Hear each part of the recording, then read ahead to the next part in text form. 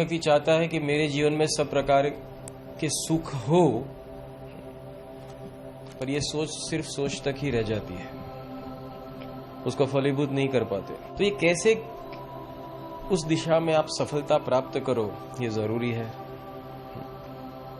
समृद्ध होना, वो सोचना, वो पाप नहीं है, परंतु तुम समृद्ध हो सकते हो, इतनी शक्ति है, फिर भी तुम ऐसे ही लाचार बैठे रहते हो, वो पाप है। कभी कभी क्या होता है कि सामान्य परिभाषा या सामान्य कुछ व्याख्या आपने सुन ली है, उस व्याख्या का बहुत गहनता से अभ्यास नहीं किया, इसलिए आपको उस व्याख्या के ऊपर समझ नहीं आती। जैसे कोई कहते धनवान होना वो माया है, माया प्राप्त करना पाप है। गलत बात है। अगर माया प्राप्त करना पाप है तो सब भगवान के ऊपर इतने सारे गहने और मुगट और इतने महल क्यों?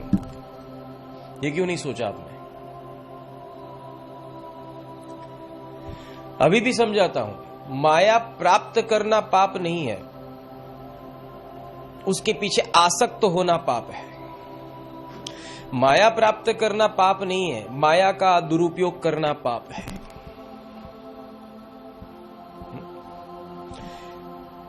दूसरी चीज मैं बताऊंगा कि समृद्ध होने का तुम्हारा लक्ष्य क्या है, वो सबसे बड़ा इसके पीछे कार्य लक्ष्य है, वो सबसे बड़ा इसके पीछे कार्य करता है।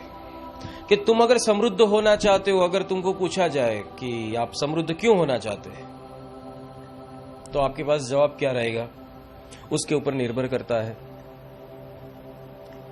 कोई व्यक्ति कहता है कि मैं समृद्ध इसलिए होना चाहता हूं कि मैं बहुत सारे लोगों को रोजगारी दे सकूं, तो वो गलत बात नहीं है।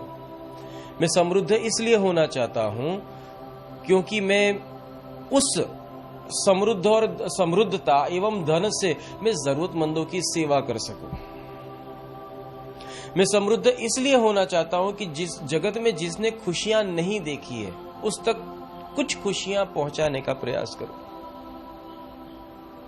तो समृद्ध होना पाप नहीं है, समृद्धता का दुरुपयोग करना पाप है। जैसे कि अगर आप ईश्वर ने आपको कोई सिद्धि दी है, या तो सत्ता दी है, या तो धन दिया है, उस धन के द्वारा तुम किसी व्यक्ति को परेशान करते हो, उस धन के द्वारा किसी के ऊपर रौब जमाते हो, उस धन के द्वारा तुम अहंकार और अभिमान में आकर हर किसी का अपमान करते जाते हो, कंपटीशन में चले जाते हो, हर किसी को नीचा गिराने का प्रयास करते हो। इस तरह का जो तुम्हारा जीवन है वो सही नहीं है। अगर समृद्ध बनना है तो पहले विनय, विवेकी और विनम्र होना सीखो। और बात दूसरी, समृद्धता टकानी है तो अति विनय, विवेकी और सहिष्णु बनना सीखो। समृद्धता तुम्हारी टिक जाएगी। तुम कितने भी समृद्ध क्यों न हो, छोटे से छोटे व्यक्ति के साथ तुम्हारा आत्मीयता का संबंध होना चाहिए, तुम्हारी समृद्धता टिक जाएगी, बढ़ जाएगी। सबसे पहली समृद्धि अगर कही जाए तो तुम्हारी उदारता। जो व्यक्ति उदार दिल है वो समृद्ध है और वो समृद्ध होगा। जो हर एक का कल्याण सोचने वाला व्यक्ति है वो समृद्ध होगा। समृद्धता का नियम सोचो। कभी कभी यही तुम मार खा जाते हो, इसी जगह पर तुम अपनी प्रगति को रोक देते हो। ईश्वर ने तुम्हें धन इसलिए दिया है कि तुम निर्धनों की सेवा कर सको, निर्धनों तक धन पहुंचा सको, नहीं कि तुम अपने पास बटोर कर तुम उसका उपभोग करो। ऐसे कई लोग हैं जो धनवान होने पर भी किसी को सहाय नहीं करते, तो क्या वो लोग रोड पे आ जाते हैं? नहीं, वो रोड पे नहीं आ जाते, पर उनका मानस ही उनको खा जाता है। उनका जीवन नहीं रहता, एक पशु आचार में चला जाता है। इसीलिए तुम समृद्ध बनो, सिर्फ एक ही काम कर, तुम्हारे अंदर रहता हुआ जो पशु है उसको बाहर निकाल दो। तो इसलिए बहुत सुंदर कहा है कि धनवान होने की इच्छा करना है वो पाप नहीं है, पर बस सिर्फ सपने ही धनवान होने के देखते रहना और उसकी बातें करना वो पाप है। क्यों? मुंगेरी लाल के हसीन सपने, ऐसी कुछ बातें हो जाती है।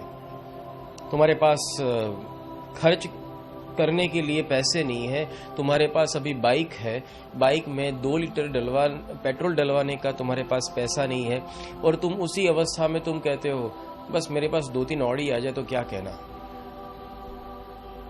भाई ऑडी आएगी, मैं मना नहीं करूंगा, परंतु कम से कम अगर तेरी मारुति 800 ले और उसमें पेट्रोल डलवाए, वहां का पहला कदम तो सर कर। तुम्हारी जो कैपेसिटी है उस कैपेसिटी को धीरे धीरे बढ़ाओ, व्यवस्था अपने आप होती जाएगी।